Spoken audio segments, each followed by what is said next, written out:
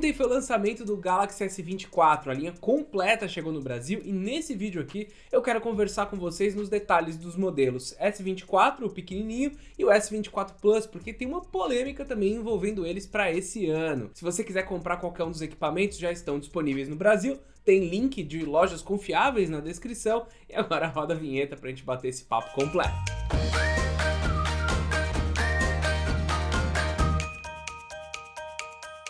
Para começar, como eu já falei no vídeo anterior, no vídeo onde eu dissequei todos os detalhes dessa nova linha, o conceito principal desse ano é o Galaxy AI, então todos os processadores, todos os equipamentos vêm com inteligência artificial, com novas funções e no geral, no resto, eles não mudaram tanto assim. De qualquer forma, para fazer essa mudança para AI, para ter um processamento local, é necessário trocar o chipset, trocar o processador. E a polêmica desse ano é que a Samsung retornou para os seus chips Exynos no Brasil, então o modelo normal e o modelo Plus utilizarão o Exynos 2400, enquanto que o modelo Ultra continua com o Snapdragon 8 de terceira geração. A grande pergunta então é, por que as pessoas elas se preocupam com o fato do celular ter um chipset Exynos? Em momentos anteriores, em modelos anteriores, como na linha S22 e na linha S21, os modelos com tal processador, eles ficavam um pouco mais quentes e também tinham um desempenho inferior aos modelos com Snapdragon. Então é por isso que as pessoas estão assim, poxa, que pena, né? Não vão usar mais o Snapdragon até nos modelos de entrada, como foi na geração S23, onde todo mundo usou o mesmo processador. O segundo ponto, então, para a gente se questionar é por que a empresa faz isso? Por que ela volta a utilizar o Exynos? A verdade é a seguinte, primeiro, fazer o seu próprio chipset torna os produtos mais baratos. A gente sabe que no Brasil os celulares de entrada, principalmente o S24, que vai ser o pequenininho, né, o topo de linha de entrada, ele precisa ficar com um preço mais competitivo e quando você faz o produto e quando você tem essa capacidade de mexer com a sua cadeia de suprimento, você vai conseguir entregar os celulares na hora que precisa com um preço que você precisa. Não dá para deixar tudo na mão da Qualcomm. Então, se a Qualcomm fizer um processador ruim ano que vem, a Samsung precisa também saber como fazer o próprio processador. É uma coisa que é importante e é estratégico para a empresa. Então, além de você conseguir deixar mais barato, você também consegue se defender quando a outra empresa que você depende não está indo tão bem. Isso daí é importante para que a Samsung consiga continuar entregando celulares com um preço legal e com desempenho bom. Então você não pode perder a mão. No ano passado eles deixaram todos os celulares com o Snapdragon, ficaram aí um ano para trás no desenvolvimento, mas agora eles têm que retornar, têm que colocar esse processador no mercado. E daí nós chegamos justamente no ponto de por que vai ser diferente esse ano, né? Eu consigo pegar alguns dados aqui interessantes para mostrar para vocês que esse novo Exynos, ele pode funcionar bem sim, é algo que a gente vai analisar quando o produto chegar nas nossas mãos, quando a gente for fazer todos os testes, mas eu já tenho algumas notícias que podem mostrar algumas alterações. Então a primeira é sobre o processo de fabricação desse chipset que mudou. Existia um processo de empacotamento desse chipset que era diferente do Snapdragon, mas agora a TSMC vai fazer exatamente como é feito no outro modelo. Isso pode mexer um pouco mais na forma como ele é resfriado. Só que a Samsung ainda pegou e colocou câmaras de vapor maiores do que os modelos do ano passado. Então nós temos 50% maior para o S24 e 60% maior para o modelo Plus. Então a gente espera que esse processador ele tenha em duas frentes melhoras de temperatura. Agora, com relação ao desempenho, esse processador ele usa basicamente os mesmos núcleos do Snapdragon 8 geração 3, mas ele vai seguir uma linha um pouco diferente.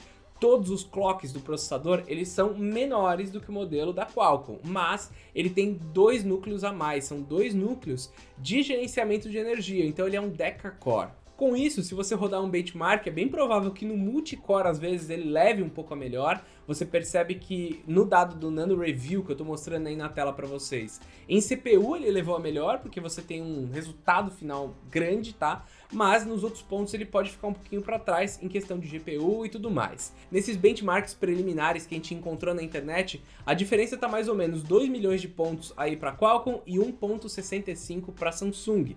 Isso quer dizer que eles ainda teriam uma melhora de 8% perante o modelo Snapdragon 8 geração 2. Então de um ano para o outro, os dois processadores vão ter algum incremento, vão ter uma melhora no processamento de inteligência artificial, que são os NPU, então tem CPU, GPU e NPU. E claro, podem ter essa melhora aí do gerenciamento de energia. Para fechar esse tópico de por que pode dar bom o Exynos 2400 esse ano, nós podemos comentar que no ano passado eles falaram, olha, o projeto não tá legal, vamos botar tudo Qualcomm e vamos se esforçar para pular um ano e daí sim entregar um processador interessante. Eu acho que isso é uma coisa legal, eles perceberam que não estava bom o suficiente e tentaram voltar. A GPU, por exemplo, ela pulou de 550 MHz para mais de 1000 MHz, então eles deram alguns saltos bem grandes por terem pulado uma geração. Acho que a conclusão é a seguinte, tá? Eu gostaria que fosse Snapdragon, eu entendo por que mercadologicamente a Samsung quer colocar esse Exynos por aí, mas a gente tem que ver se vai funcionar bem ou não vai funcionar bem. O importante é que esse equipamento vai ter todas as funções de inteligência artificial,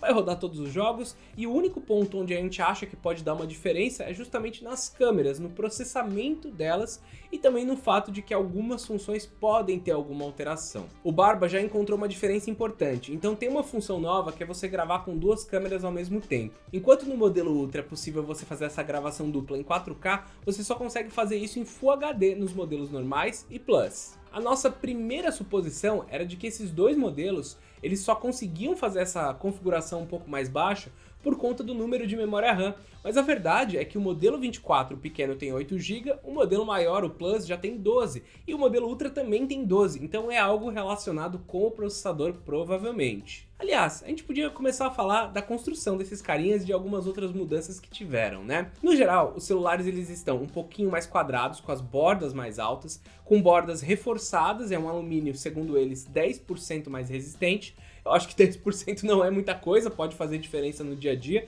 mas os celulares eles já estavam com uma resistência legal na minha opinião, tá? Eu gosto muito da traseira fosca, quando a gente compara com os modelos de linha A que são brilhantes, o fosco deixa um acabamento muito mais premium, e os celulares são basicamente os mesmos do ano passado, só que com uma tela com menos bordas, então todos os equipamentos ganharam 1 polegada. O modelo menor ficou com 6.2, o modelo maior ficou com 6.7. São celulares que, na minha opinião, o pequeno fica muito bem na minha mão, é quase inteiro tela, é realmente algo bem legal, e além disso, o brilho ficou mais potente. Eles passaram de 1750 nits para 2600, e só lembrando que esses 2600 nits, eles vêm acompanhados do Vision Booster. Esse Vision Booster é uma função que vai editar um pouco essa imagem, deixar ela mais brilhante em alguns pontos para você ver melhor na luz do sol. Então não é só potência de brilho. Só potência de brilho, ela vai acabar gastando mais energia dessa tela, enquanto que o Vision Boost, ao ajustar um pouco mais as cores, o brilho e tudo mais, pode fazer com que ele não gaste tanta energia assim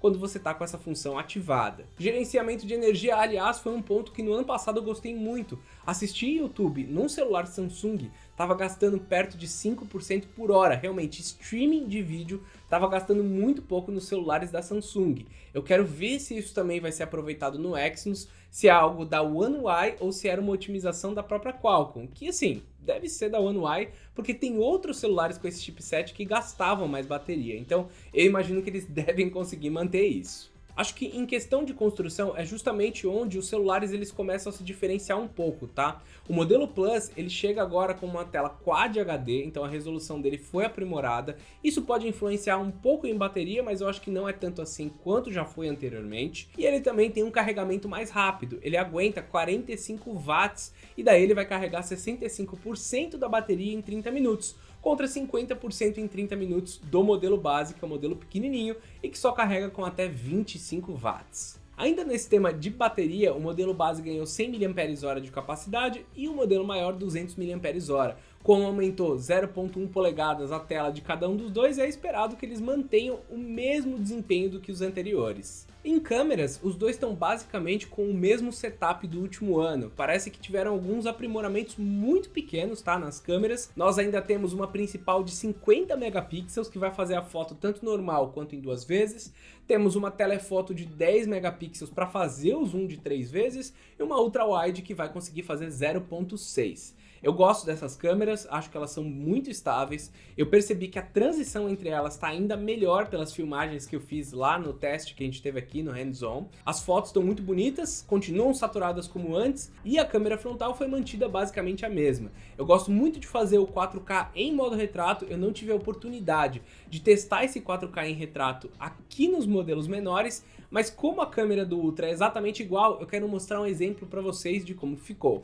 Esse daqui é um exemplo da câmera câmera frontal do novo Galaxy S24 Ultra. Eu tô utilizando ele no modo retrato e eu gostei bastante da separação que ele tá fazendo aqui da parte de trás. Como eu já tinha falado antes, todas as novidades de inteligência artificial também serão apresentadas nesse smartphone aqui. Se você ainda não viu o nosso vídeo onde eu detalho exatamente o que cada uma dessas funções faz, vale muito a pena, tem link na descrição, deve estar aparecendo aqui na tela também. Mas só para resumir, nas câmeras a gente tem um processamento de zoom utilizando inteligência artificial, então ele tira 10 fotos, junta todas as fotos e zooms que vão acima de 3 vezes vão ficar melhores ano a ano. Tem também edições posteriores que podem rolar, essas já rolam na nuvem, se eu não me engano, que você pode fazer o quê? Você pode adicionar modo retrato depois de já ter tirado a foto, você pode fazer uma remasterização e o que o celular vai fazer com a inteligência artificial é te indicar quais são essas principais mudanças que você pode fazer ao clicar nesse botão aqui. Tem também o Slow Motion instantâneo, que está com uma qualidade muito legal, tá? E todas as fotos têm um processamento noturno baseado em inteligência artificial, utilizando ali o NPU. Isso daí a gente vai tentar detalhar mais quando a gente tiver acesso aos celulares. De resto, o que está disponível que é super legal é a tradução, então você tem um aplicativo que vai fazer tradução de várias línguas e que não precisa de internet. Você tem resumo, criação de tópico no Samsung Notes, tem também uma capacidade de você pegar e ajustar o seu texto por lá, então escrever um texto inteiro, ele pega e arruma por tópicos para você, e metade dessas funções aí funcionam através do celular, outra metade tem que estar conectado no Wi-Fi. Eu especifico de novo isso lá no vídeo. No geral, as grandes novidades são essas, né? Vocês devem ter percebido que eu passei muito tempo discutindo o processador, os avanços foram realmente pequenos e que daí a gente tem que passar para a inteligência artificial para ter algo relevante de um ano para o outro. Algumas dessas coisas podem até chegar para o S23, então são celulares que devem ficar mais tempo na sua mão. A partir de agora, a Samsung está até oferecendo 7 anos de atualização nos seus celulares. É realmente bastante coisa, é 7 anos de One UI, tá? Então tá no One UI 6, deve chegar até o One UI 13, e também de segurança, são 7 anos dessas duas coisas. Eu acho isso muito legal porque os celulares eles estão muito mais comoditizados, né? Você vê, não tem muito o que avançar, não tem muito o que mudar, já são celulares legais que já funcionam bem. E onde a gente vai começar a ver mais mudança é inteligência artificial, e metade dessas coisas podem ser feitas na nuvem, então vão chegar para os modelos anteriores. Se você está pensando em pegar um modelo da linha S24, a minha recomendação é, fica de olho no lançamento se a promoção tá boa. Se não tiver, deixa passar essa promoção inicial, fica uns meses aí esperando e depois pega ele mais barato porque a diferença é bem pequena. Ou aproveita esse momento para pegar a linha S23, que eu acho que ainda são celulares muito bons. Eu acabei de soltar um vídeo falando do S23 Ultra e logo mais daqui uma semana a gente vai falar um pouquinho mais do modelo Plus um ano depois, como que ele conseguiu avançar e se ele ainda vale a pena. Se vocês quiserem saber mais sobre todos esses modelos, deixa um comentário aqui embaixo com as suas dúvidas, porque eu vou ficar de olho e claro, eu espero vocês no próximo vídeo. Então é isso, meus amigos, até mais, tchau, tchau!